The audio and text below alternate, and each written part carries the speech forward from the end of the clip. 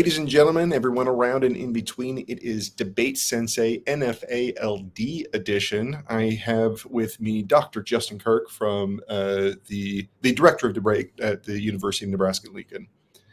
Thank you very much. Jared? Excellent. Hey, this is our for season 2. Yeah, this is our first episode, season 2. And so last season we started with Chad. This time we're starting with you, but it's kind of the same approach where it's really just a big picture view of the topic, right? And so the last time that we met, or at least when it came to the topic area, we just had a topic area. We knew that we were talking about AI. But since then, we've gotten an actual wording of the topic. And so I think that I don't want to bury the lead. Let's just start with that. Yeah. And I can talk for a minute about kind of how this came about. So this was my last cycle as the NFA-LD rep, which means I kind of run the topic committee process. And there were a lot of discussions on the topic committee about the wording here in the resolution in a couple of places. In particular, the division between prohibitions and regulations. Okay. Discussion point. Those videos are all up on YouTube for folks who want to go watch them. They can be found on my channel. And you can kind of look at the discussions. Yeah. So the discussion itself around the wording was recorded, and that's up on YouTube? Oh, that's excellent. We recorded, I think, 2 or 3 committee meetings I was able to record and put up online. So folks who were interested and wanted to come back and talk about maybe some things they heard in the first meeting were able to come into the second meeting. I thought we had really good participation this year, a lot of really constructive conversations around some of the potential reasons why we might choose prohibitions over regulations or prohibitions over restrictions. And at the end, we kind of offered a good slate of topics, and I think the community settled on one that kind of balances some of the more open-ended aspects of this topic, right? Artificial intelligence is a tech topic that is brand new, and there's a lot of potentially new applications of AI that are unpredictable out there. Yeah. So balancing that with kind of a mechanism that allows for some predictability on the topic, right? Right. And I think that one of the things we concluded was that while regulations seem to be in a much more prevalent place in the literature right now, prohibitions actually are more restrictive.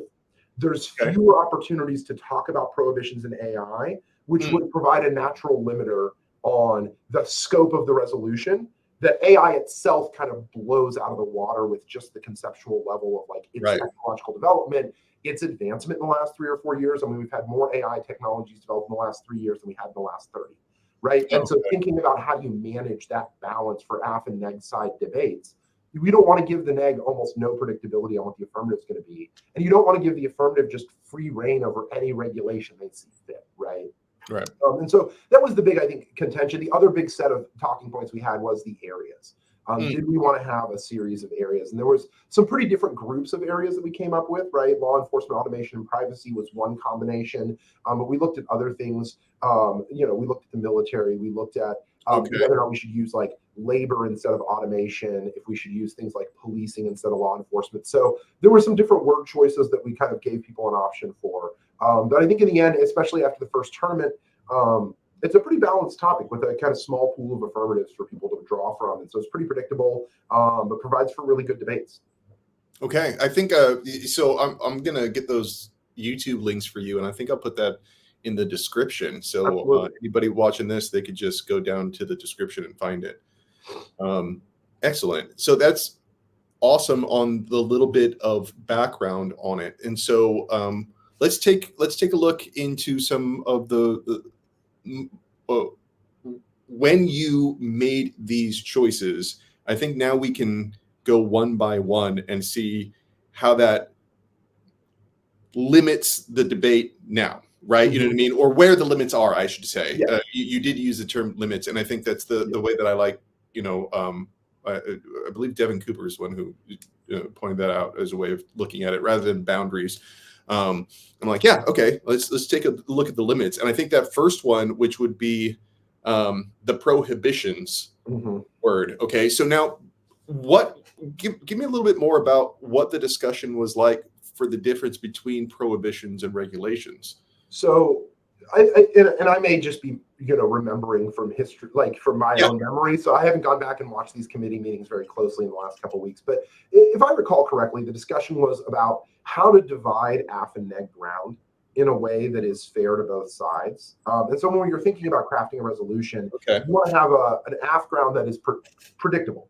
That the negative can go into a debate against a new affirmative and say, okay, there's only a limited number of things the affirmative can say, right? And on the neg side, you want enough kind of generic topic area to debate any affirmative under that. And so one of the things that we kind of decided as a committee was making prohibitions part of the resolution means that you guarantee 2 generic counterplans for the negative. Okay. Every debate. Any negative can read a regulations counterplan. Right. And go for regulations are better than prohibitions.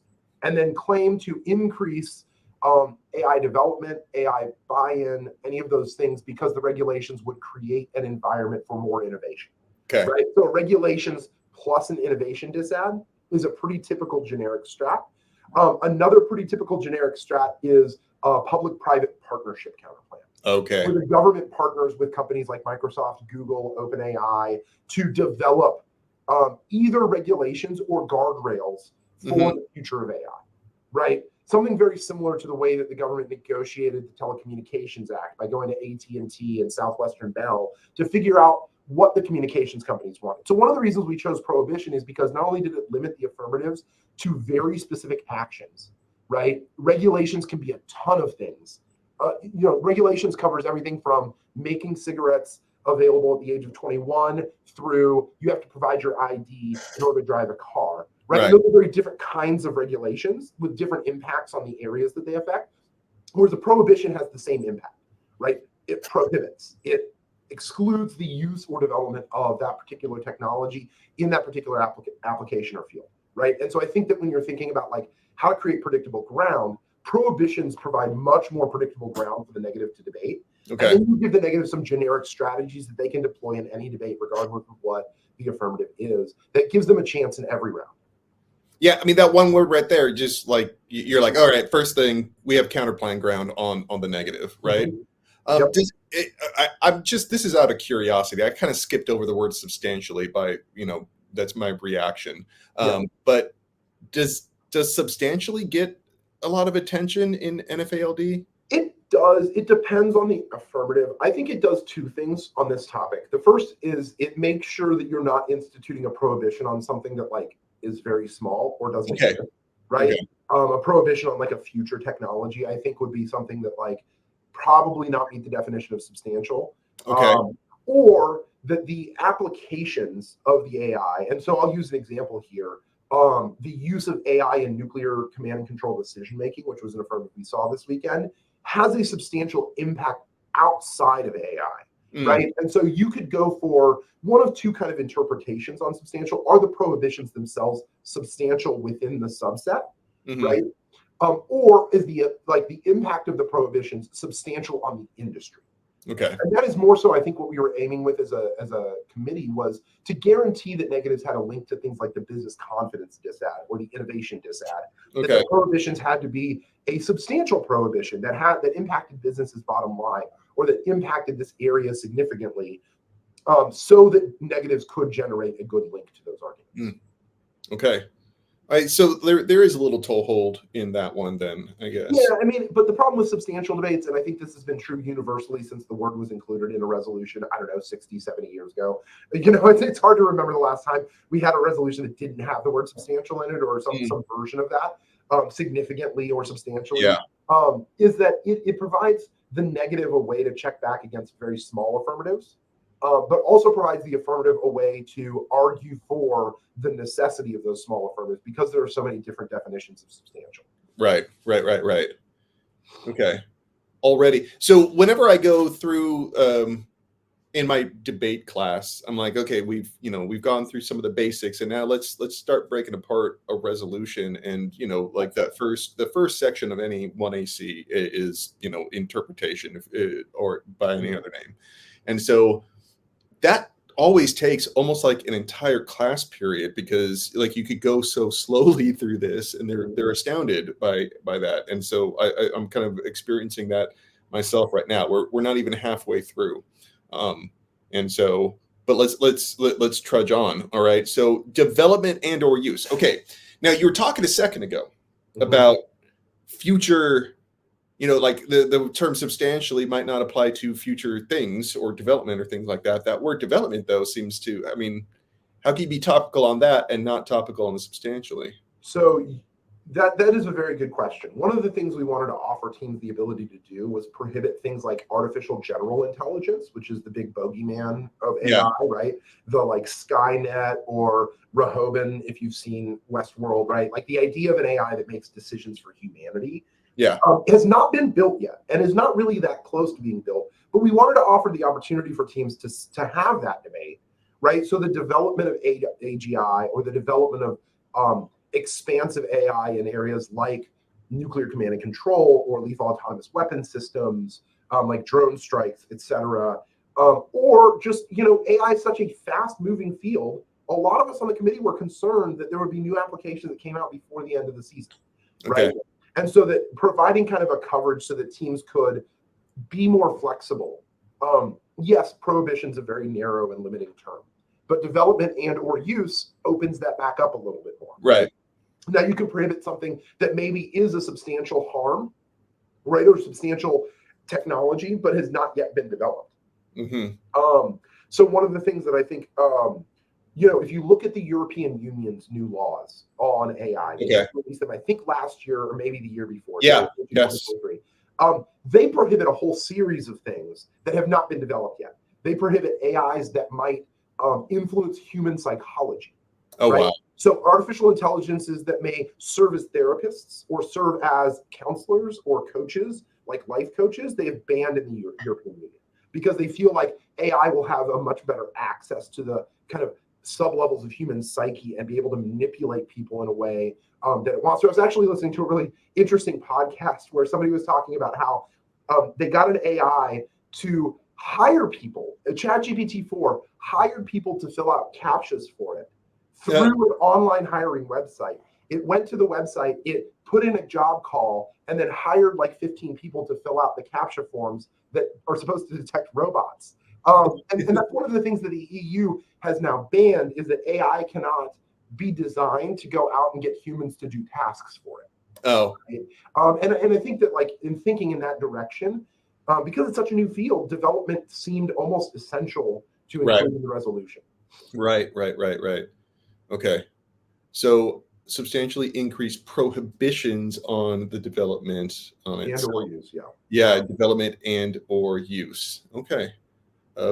So I had to shorten the AI. So let's take a look at that again. I'm looking at that. I had to shorten it to just the acronym, but is there, I'm not assuming that there's any big deal between using an acronym and using I mean, not really. When you come to topicality or writing your plan text, you probably want to write artificial intelligence and U.S. federal government out in full words just to avoid, tricks, arguments like USFG is the U.S. Bachelor's Guild or stuff like that. That just they enter into debates. You want to avoid small arguments like that are avoidable. I do think that there's some debate over what AI is. What is artificial intelligence and how do you define it, right? And I think, how do the courts define AI?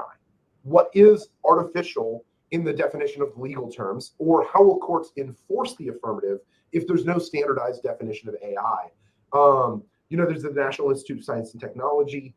They have a kind of working definition. The government has a working definition, but no one really agrees what the scope or limitations on AI are. And I think that that's going to be a really interesting debate as the year goes on is does the AF prohibit something that courts would have a hard time regulating or identifying, right? That is an argument we saw a couple of times this week about circumventing the AF through just legal maneuvers. And that defining AI in a particular way either includes or limits some versions of AI that we currently have out there. And how the courts will come down or how scientists will tell the courts how to define AI is going to be a complicated issue moving forward. So I think that if you're interested in good kind of really fascinating literature research in the topicality area, AI is one of those areas where you can craft a T argument in a lot of different ways to kind of imply that what the affirmative is prohibiting may not actually be considered artificial intelligence under the law or is less than what we would consider AI necessarily. Right. In last year's topic, the nuclear topic, there were some case areas. I remember, exactly what it was. Was it a first use, about whether or not first use met? Yeah. Declaratory policy. Yeah, I believe so. I believe Yeah. so. And so that one seemed a little bit more predictable, whereas this one, man, you have no idea. You know what I mean? Because there's so many different applications out there. It's like whichever one that they're going to be focusing on in their case, or more than one in their case. Mhm. You know, whether or not that meets a general definition of AI, like seems far less predictable. Right. You know, and so just popping up, I guess. Okay. All right. It's an areas debate.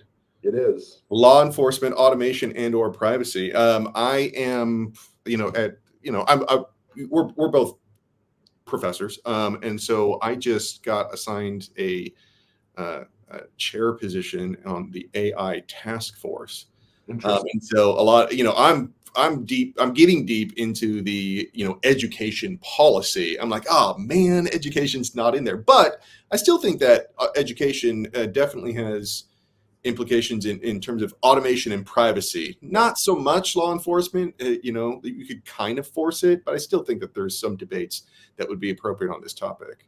Yeah. And so I can give kind of a rundown over some of the things we saw this past weekend at the Washburn warm-up tournament. Okay. So law enforcement, either they were big stick AFs, like ban all AI use in law enforcement, right, with some kind of a critical edge to it. Police can't be trusted with new technologies. They'll abuse their power, etc. We also saw a lot of specific law enforcement applications of AI, in particular facial recognition technology is a huge point of just dissension right now between law enforcement and school officials. So use of facial recognition in schools is getting adopted very quickly. And so that was an affirmative that we were reading over the past weekend, was ban the use of facial recognition technologies in schools. Some other folks were banning it entirely, both inside and outside of schools. And when we were looking through, there's about 14 or 15 applications that law enforcement are looking at for artificial intelligence. There was also a gunshot detection app that bans the use of artificial intelligence in detecting where a gunshot comes from. That's frequently used in big cities like New York or Chicago now to kind of identify location and etc. And so a lot of the law enforcement apps, I think, are going to be concerned with the application of this in like day-to-day policing, database searches, facial recognition, gunshot detection, license plate scanners at toll booths, any number of applications within law enforcement that they're currently looking at. Automation's an interesting one because this was one that we used in place of labor. And I think that the intent was to provide teams with like an access to like worker replacement affirmatives. I mean, it seems to automatically imply labor, obviously. But the way that it's kind of hashed out is that teams are reading AI drones and AI apps under this topic. So the automation of weapon systems, either through drone strikes or through nuclear command and control, have been the two big cases in that area. I still think there's a lot of room for like a labor app under automation. One of the things that my debaters pointed out in some discussions too is that as a subset, automation actually includes a lot of AI that is not just law enforcement and privacy. And so a crafty team that finds some good definitions of automation might be able to run an app that isn't necessarily within the labor area or within the like automating decision making, and claim that any AI is automation. And I think that's an interesting argument. I haven't seen it play out in debate yet, but I'd love to see how that plays out. That's interesting. Yeah, any AI is automation. Because I was just thinking about my job, obviously, because I'm selfish like that. But the writing certain things, like is far more automated now in the last 2 years, and so that's what I was thinking. And even, and so like curriculum design and creation and submission and grant writing and stuff like that. You know what I mean? It's like that's what my first idea about automation went to that. I'm like, and so like I could see a plan text that bans Chat GPT and says this is a form of language automation that has the following impacts. So I think that like that is one like counter to the prohibition part, is that like automation provides a huge scope for you to engage in as long as you're banning the use or development of artificial intelligence. In law enforcement, we haven't found solvency advocates for all 14 or 15 of those areas, but there's a lot of cases that are available under that. And then privacy privacy is an interesting one because there's a lot of talk about how we should manage data storage of private users' data. Given that Ticketmaster just lost access to like everybody's accounts, and then there have been data breaches here, there, and everywhere in the last 5 years. Using artificial intelligence both to secure and manage data and maintain privacy has been a big kind of push in like banking, personal information, government systems, right? And so there's a lot to talk about with how we store data and the privacy of individuals. Kind of biometric data, I think, is another area that privacy would include, right? I think somebody was reading a kind of combo law enforcement privacy app by talking about immigration monitoring. The other big app that under privacy that's been read is the deepfakes app, banning deepfake election materials, banning electioneering, banning pornography. All of those kind of affirmatives got read this weekend as well. Okay. So let's give a little bit of attention to the negative approaches. Like when you are the negative and you are, faced with one topic, 3 areas. I don't know about you, but my first instinct is like, okay, let's try to create an argument I could read no matter what they say. You know what I mean? Is there anything like that so far? Like, or would you suggest? Do you have any suggestions? Like I mentioned earlier, I think every app on this topic has to generate some sort of link to either the economy or to some sort of regulatory framework. So the big diss ads that we heard this weekend that I think apply to most apps are things like federalism, federal control over AI, and like either the BizCon or just the general economic growth diss ad. Those are generics that I think apply to any affirmative, as well as like a regulations counterplan, right? Because a regulations counterplan is not a prohibition. And then you can do your research on regulations are better than prohibitions for whatever reasons. Typically, those include internal links like innovation, business confidence, investment, economic potential. Like all of those are reasons why regulations would be preferable to prohibitions. And so I think that like that debate itself is not only really healthy in the AI literature, there are books written on the distinction between prohibitions and regulations in AI that kind of use the internet as a framework for thinking about that, like we did that 20 years ago with the internet. So that would be one set of generic arguments. But then we kind of work through and try to figure out, is there a set of generics for each of the sub areas, right? So is there a set of generics that apply to the law enforcement area? Right. Is there a set of generics that apply to automation? Is there a set of generics that apply to privacy? And try to develop not only like a big case neg strat that can be read against any affirmative, but also a little bit more specific counterplans and disads for the particular areas. Yeah. Seems like the law enforcement might be the easier one to predict like a generic disadvantage to, whereas like the automation and privacy, like there's so many different industries that applies to, you know what I mean? That like that would be a little harder to predict.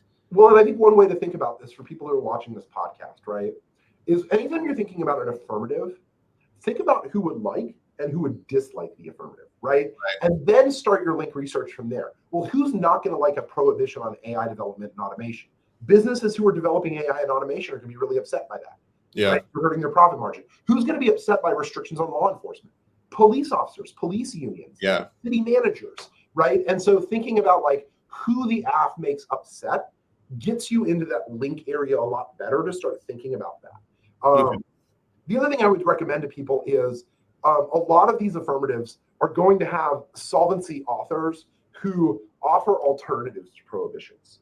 And so a really easy way to do negative research on this topic now that the season has begun is start looking through people's solvency advocates and see what kind of alternatives to prohibitions they offer there, or if there's like other avenues for solving the same harms. I typically find a lot of pretty good counterplans in people's solvency advocates, where the solvency advocate says, yeah, these prohibitions would be good, but regulations might actually help with innovation in businesses and et cetera. So starting your research in the affirmatives research pool and then moving outward from there, I think is a really good way to kind of approach this topic and start thinking about how am I going to develop some generic negative strategies. Okay.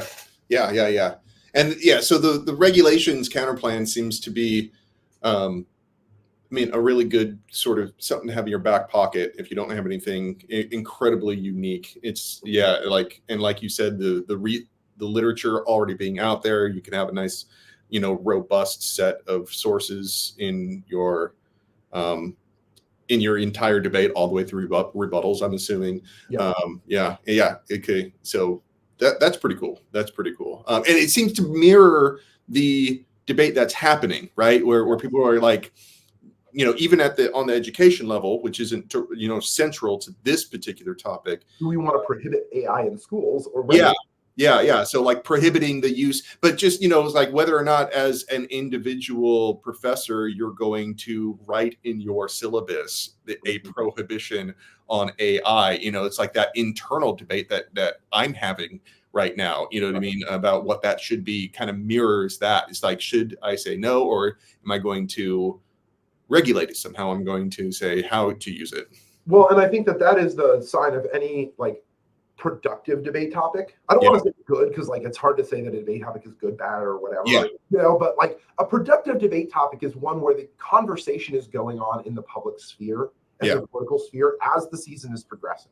Because then you get people who are arguing back and forth, and maybe there's a third or fourth level of the regulations versus prohibitions argument that maybe comes up in March, right? In some article that somebody releases. And so as you go through the season, the arguments get more in depth. Debating them more often means that you have more kind of back and forth over those questions. And I think the debate just gets better as the year goes on, as if you're kind of mirroring a debate in the public. I submitted an article for our Senate rostrum about this, and I kind of took a somewhat critical approach. I was influenced by, criticisms in debate, and made that explicit in the article.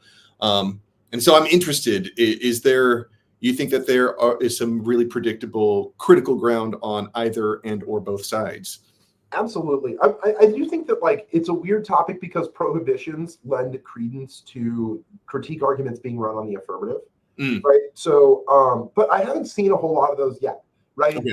Texas Tech was reading an affirmative that bans all law enforcement and bans all AI in law enforcement. It was reading some critical literature about law enforcement. Okay. But this weekend we saw the capitalism K, which is a pretty standard every topic. Doesn't really matter. The cap K is going to be there. And then settler colonialism as prohibitions by the state are uses of plenary power, which reifies kind of the master, relationship between the U.S. federal government and indigenous peoples in America, right? And so I think that that's really interesting. I also think there's a lot of potential for some kind of technological critiques, right? The Beller book on the world computer, and kind of algorithmic thinking. Those kind of critical literatures have not been brought up yet, but I think are going to be essential towards the end of the year, right? Things that discuss how automation and computational logics have overrun our ability to have ethics, values, human connection, etc. Those I think will be very, very good as the year progresses, as well as I think just techno-optimism or techno-pessimism critiques that fear of technology drives X, Y, Z. There's just a lot of literature out there on those things right now, and finding specific applications to AI won't be hard, I think. Okay. I feel like I am going to be going through a sort of de facto doctoral program, because I'm going to be doing this for work, not only in my classes, but on this task force, and going to be following this topic the entire time, going to be getting some access to some really good, literature and some ways to kind of help structure my framework going forward. Well, and I think this topic also provides a really good recruiting opportunity for people on their campuses, right? Students want to engage in discussions about stuff that impacts their daily lives, and they're seeing the impact of AI on their lives every day. Nuclear weapons, who knows how nuclear weapons affect the students' daily life. So if you put up want to debate nuclear weapons on campus, nobody's really gonna, some people might, but if you put up want to debate good, bad AI on campus, people are gonna flock to that, right?